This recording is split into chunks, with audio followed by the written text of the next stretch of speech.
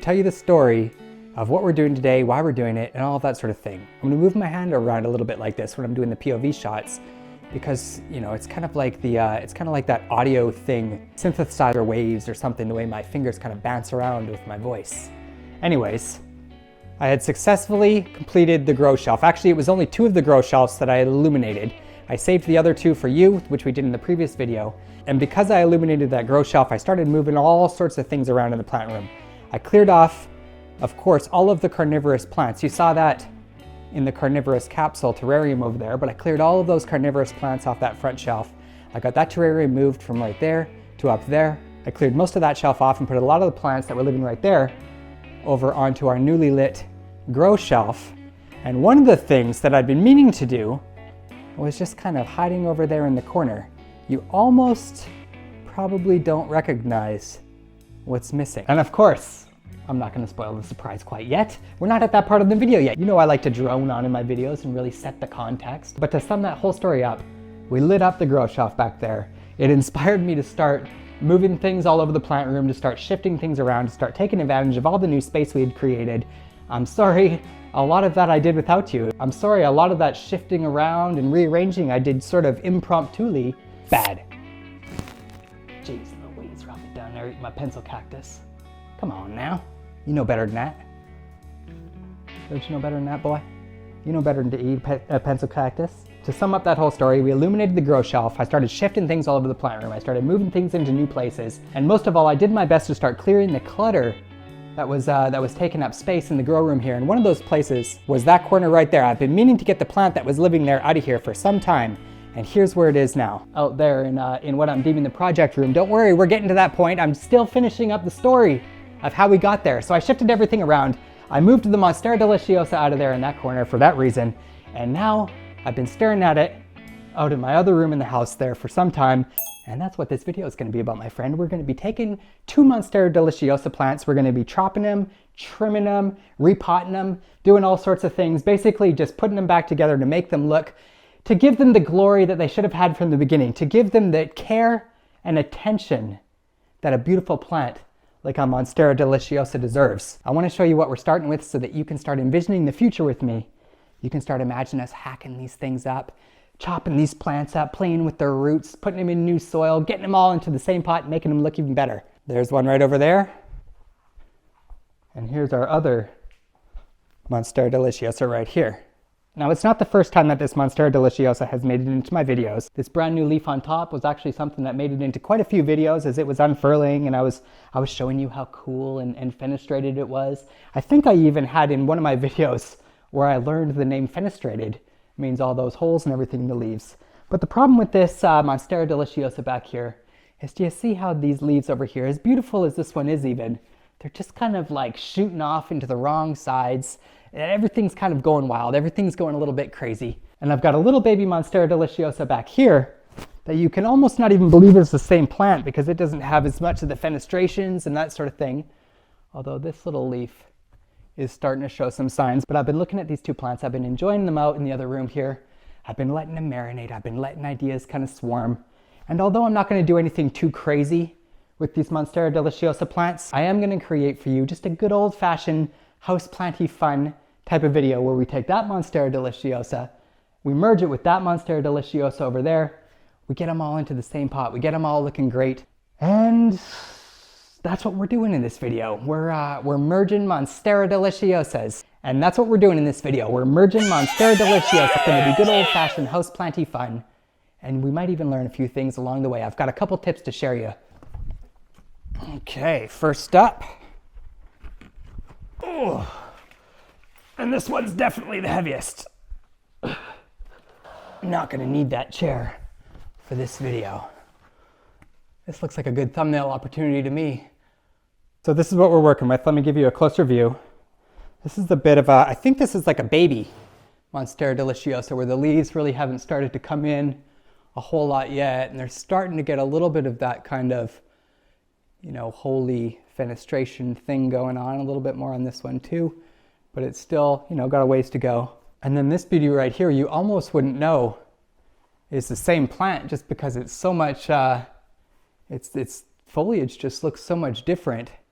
But it does kind of have this weird wonky shooting off to the side thing going along.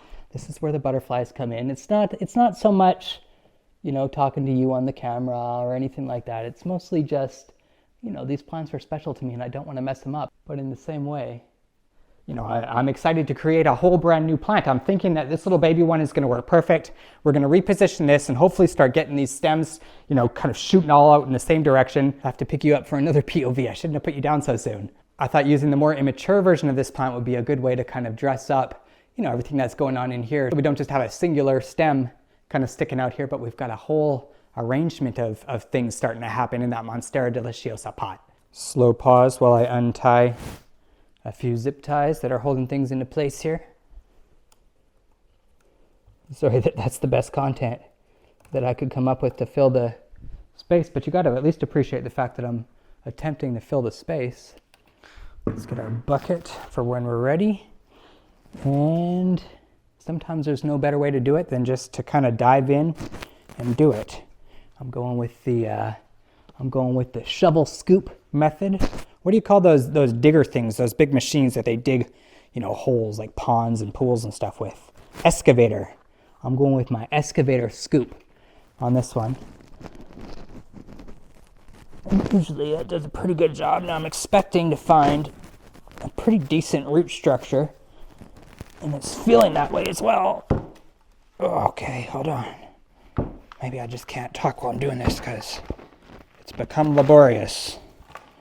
All right, here we go. Yeah, I was right. You can see the roots basically just going all the way down through that thing. One of the things you don't see when I make these videos is that all of this mess that I make, especially all of the little crumbs that fall into the table and get into these little cracks and crevices and things like that, I have to spend a lot of time after these things cleaning up. So I usually do. It's kind of fun to try and keep things as tidy as possible. And you know what the best part about keeping things as tidy as possible is?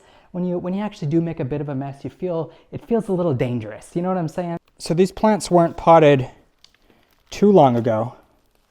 And I'm actually going to just reuse a lot of the potting soil that I've got in here, especially because this big old jumbo pot right here, which is the one that's going to sort of be the final vessel of everything today. It just takes up so much, it takes so much potting soil in there that I don't want to replace it if I don't have to. But nonetheless, I've got you sitting so far away and I feel a little guilty. You want to know why I feel a little guilty? Because you're missing the best part of all. You're missing me digging my fingers into this thing and clearing the roots off. It's absolutely my favorite thing about working with plants, or at least my favorite thing. I don't know what my favorite thing is, to be honest with you. All sorts of things are my favorite thing.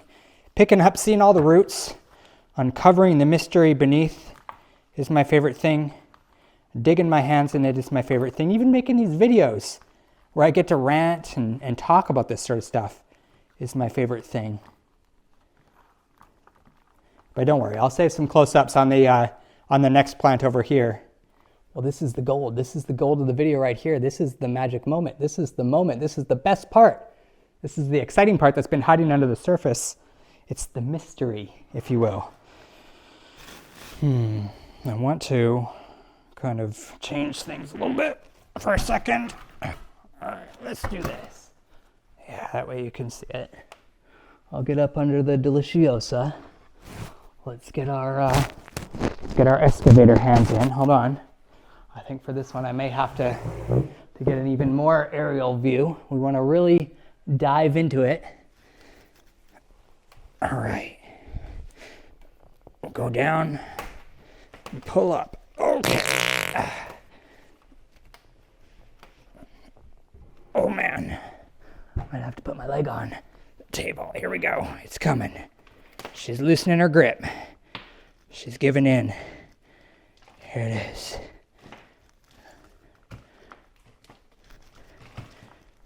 Okay. I told you I was going to get you some nice up close digging into these roots shots. And just in case you've never seen it for some reason, this is one of the aerial roots that comes off of a Monstera deliciosa. And it's kind of a thing of theirs. So let's get our fingers in here. Let's clean out these roots a little bit. Just basically trying to loosen everything up. This is more for you than the plant, although, you know, it's good for both. There's a guy on YouTube I watch called Sheffield Made Plants, and he taught me that one of the hacks that you can do to, you know, save time and energy and potting soil and all that sort of stuff is just plant. You know, pull your plant out and repot the root ball. So, you know, that is something we could do, but then we'd be missing this entire part of it. And I can't swear to it. I'm sure I'd find other things to occupy my attention, but I just may fall into love with plants if I didn't get to dig my fingers into the roots like this. So here's a little something interesting that I discovered.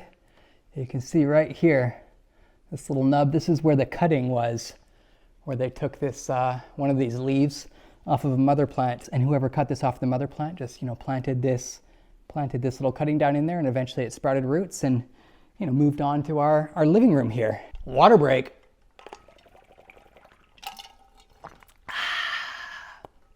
Now that we're properly hydrated and we've got our plants firmly undressed, uncovered, down to their skivvies here, before we go any further, what we're going to do is we're going to take our trimming shears and we're just going to give these roots a little trim. It's not going to hurt the plant to trim some of these roots off. We can even cut this long dongly off, and you know, the plant will eventually be just fine. It'll grow all these things back. In fact, by trimming your plants, the leaves, the foliage, the roots, it actually, believe it or not, and I'm just going to say this in complete layman's terms because I don't know any better terms, but they grow better. I almost feel like they send out more energy when they've kind of felt that you've gone in there and decimated their roots down a little bit. The plant, it goes, by golly, what's been going on? What happened to all my roots? I better take all that energy I've been storing up and send it towards, you know, getting even stronger, getting even better. I think that's another thing that I love most about plants is they don't, you know, when you kick them down, when you chop them up, and when you do basically anything to them, they don't fall down, they don't crumble, they don't stay down and die. They get back up, they move forward, and they do the thing that plants do. They grow back. So there's one all chopped up, nice and trim. Now let's do the same thing with this other one, except for this shot, well, I'll sit just to change it up a little bit and to take a little break on my bum. So let's get in here. Again, just give this thing a haircut. Now, while I've got you up close, let's take a look at what we got going on in here so far. So we've got this plant, which I can already feel is kind of separate. So before we go any further, let's get into here. Let's grab our bigger pair of snippers and let's just kind of seal the deal. So basically the idea is I'm going to create a couple different plants, as many different plants as I can out of these little junior deliciosas. And now that we've got that one, I think we've got an option here. We've really only got one vine left in here. So what we could do is we could take a cutting right down in here under the node. The node is right here. You can tell because it's got the roots already coming out of it. So we could cut this plant right down here and then just, you know, plant it in the soil and hope for the best. And I think that's actually what we're going to do. Why not? This is the Monstera deliciosa video. Let's take a cutting. I've actually never taken a cutting of a Monstera deliciosa plant, so it'll be our first time together, right? Like that. And having some of those little roots and stuff still intact on that thing is even better. And the reason that I did all that, the reason that I wanted to separate these things out is so that we could kind of use them again as like background, but we're getting ahead of ourselves. All that is coming right up now. But before we get started, there is one extra thing, one little step that I want to take before we get going. And I want to add some of just a new product that I've been using called Keep It Simple Organics Nutrient Pack. And this is basically just a dry, kind of powder-like, I don't know, I'll show you what it looks like. plant food. It's a fertilizer. It's made of all organic materials, bunches of kelps and seaweeds and things like that.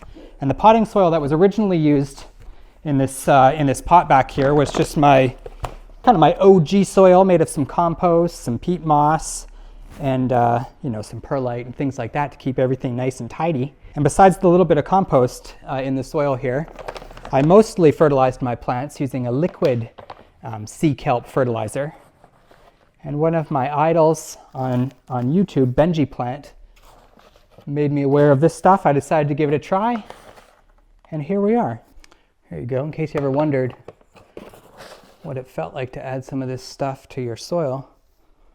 Well, here's a good old-fashioned POV for you. Now, I also mentioned this a few videos ago, but the smell of this stuff with all the seaweed and everything in there, it really has like this like ocean kind of beachy feel. And I think the way I described to it, it just popped back in my head, so I must have described it this way last time, was it felt like, you know, eating a nice kale salad sitting beside the ocean or something like that. At least that's the vision that I get. There are specific instructions on the bag on how much to add and all that sort of thing, but I usually just kind of like to play things by ear. Have you ever been to the beach and seen all of that seaweed salad that's laying all over the sand after the tides come in and then gone back out? Maybe I guess maybe the description of eating a kale salad beside the ocean might be a little bit more pleasant, but it also has that distinct, I think it might have that distinct smell because that is sea kelp. That is sea kelp, right? That's sitting on the side of the ocean. Who knows? I'm rambling and just mixing right now. That's all we're doing. Well, this is actually going to be the fun part. This is going to be the design portion of this video, because this is where we're going to actually get the plants into their pot here, into their new home. We're going to get everything placed perfectly, hopefully perfectly. That's the idea. That's the reason I made this mess all in my kitchen and decided to put the plants through this entire stress of unfurthing them, isn't it? So we've got a couple options here. We could cut this vine right here and then turn this into two separate plants and try and put both of them in there. This is kind of an older leaf that's been sticking out on the side anyways, though. I think I'm going to end up just trimming this leaf off altogether. And because of that, I don't really want to touch the original vine that's going in here. So I think what I'm going to do is just position this thing where these three plants that I intend on keeping, or we may even lose this one right here just because it's kind of torn up and things like that. So let's plan on maybe these two plants sitting right in the center here. And in fact, should we stop talking about it and actually be about it? Chop it. Okay. And then the second is this one sitting right here. I think I'm going to use my other snippers for this next one.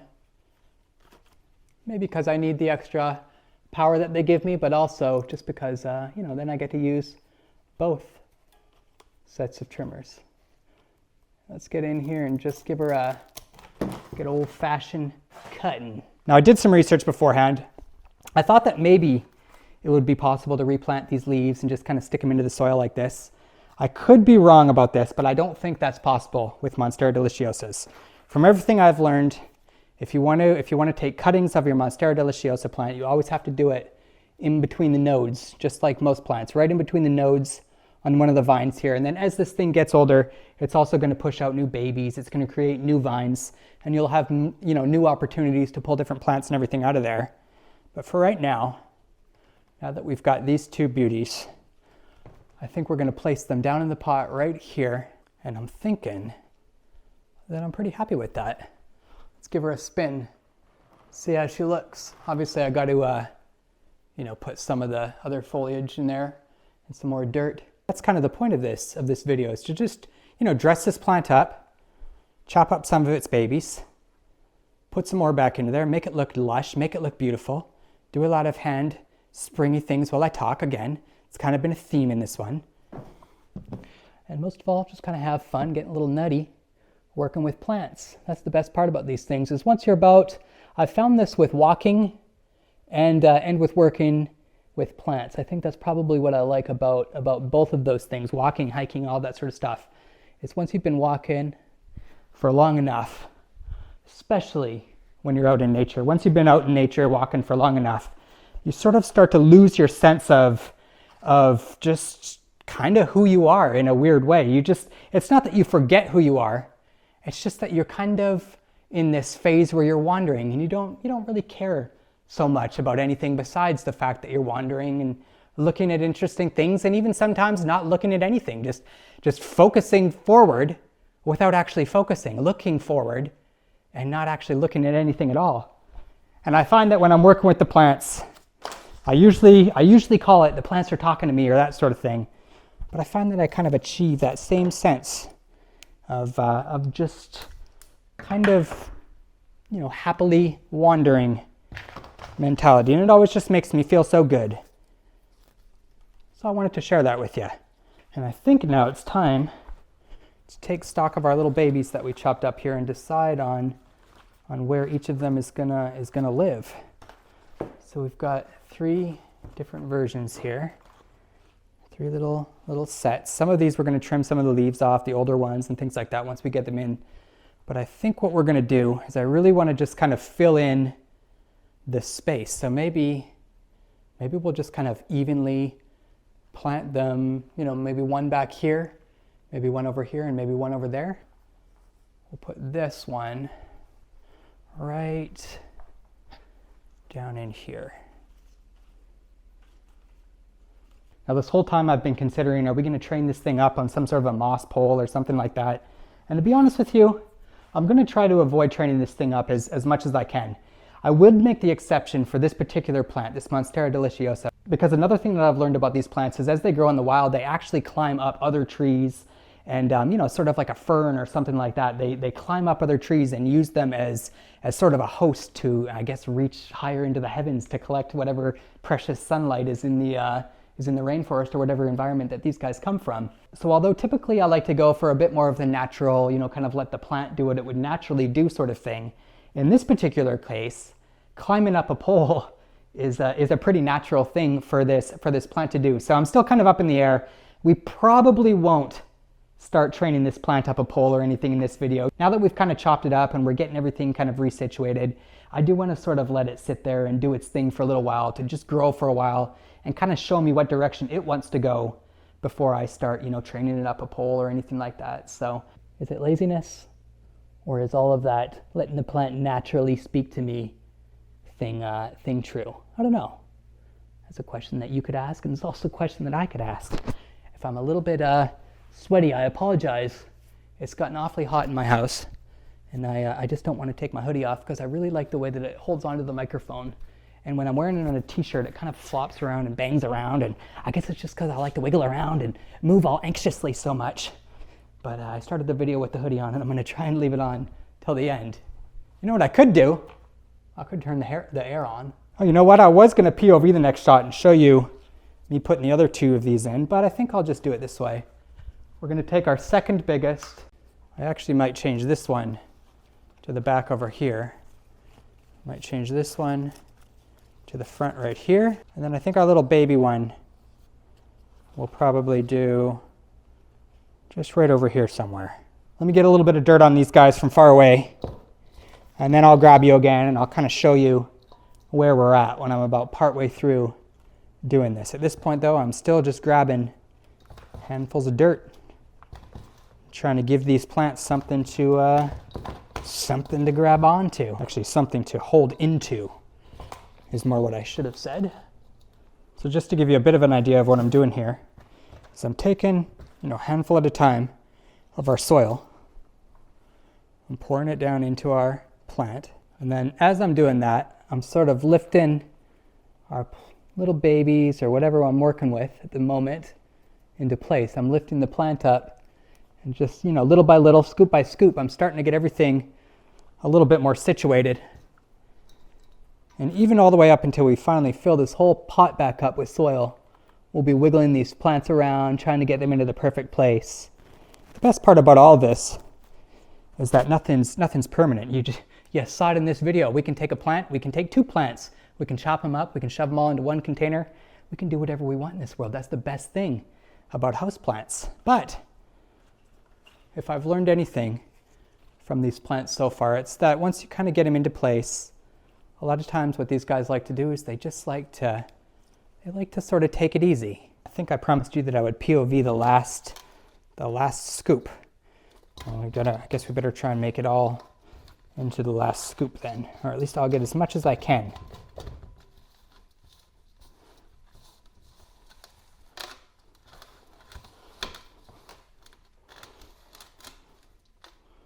Oh, come on, Ryan, you can do better than that.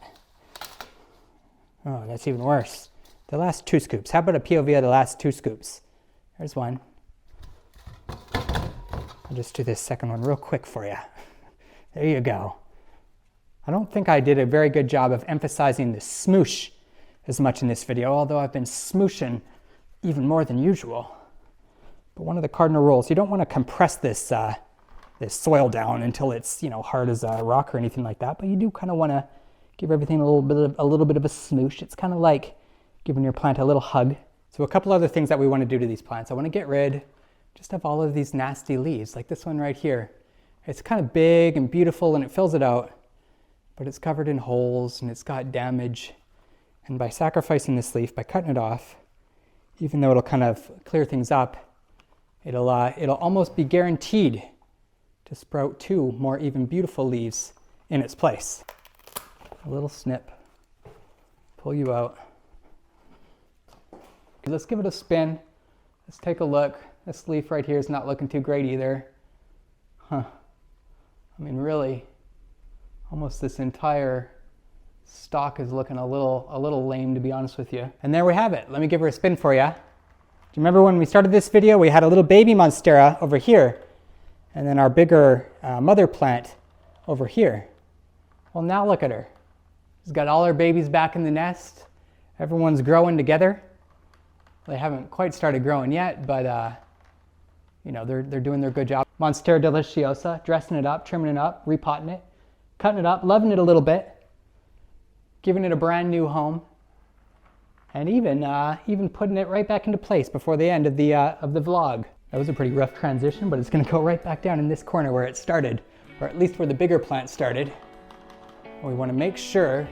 Oh man, it's even heavier than before. Oh, and we want to make sure that we get our beautiful leaf, our best looking leaf, right front and center.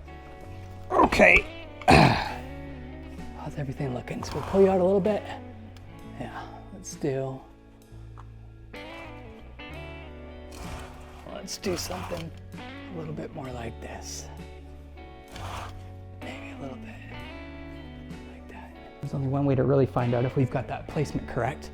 I don't think I've ever talked about plant placement. There's really no way to talk about plant placement. You just kind of put it where it feels. But let's show you how it looks walking in anyways, and tell me what you think about the placement. Oh, hey, welcome to the project room, aka the kitchen. How do you like that Monstera deliciosa over there? Doesn't really look too natural with the Christmas tree, but it is Christmas time around here in the USA, so it kind of makes sense. Are you supposed to timestamp your Monstera deliciosa vlogs with Christmas trees? I'd really have no choice. I'll do a lot of things for these videos, but I sure as hollering heck ain't stripping down that Christmas tree and hiding it before I start every video. I'll do a lot of things, but that would be crossing the line. I hope you had fun with me. So I hope you had fun with me today talking about Monstera deliciosas. I've been meaning to do that for a while. I've been meaning to just merge those plants, clear up a pot. I've been in sort of a consolidation mood for just a while with my plants, and I've been wanting to kind of move things around, adjust things. Installing these grow lights on that bookshelf back there, believe it or not, sometimes it's just the little things that inspire you so much. I almost feel like I'm having deja vu ending my previous video again. But by opening up space for new plants, but by opening up space to kind of shift things around and reorganize stuff, it not only kind of keeps me excited about doing all this stuff behind me, it just, and that, my friends, will bring me to our conclusion. It's been a bit of a lazy week. I don't really have any big projects coming up on the horizon, or nothing I've really started planning yet. I've been sort of debating maybe making a video of shopping for some things for a new aquarium or a terrarium or something like that. I do have another terrarium build that I'm gonna have to get done in the next week or two here because I'm making it as a Christmas present for my parents. So that'll be something that we can look forward to. That'll be something a little different. Other than that, the sky is literally the limit. I don't know what'll be next, but it's gonna be fun. We'll do it together. If we can make chopping up a couple monstera deliciosa plants and putting them back in a pot into a darn tootin' good time, well, we can about make anything into a darn tootin' good time. I'll see you on the next one.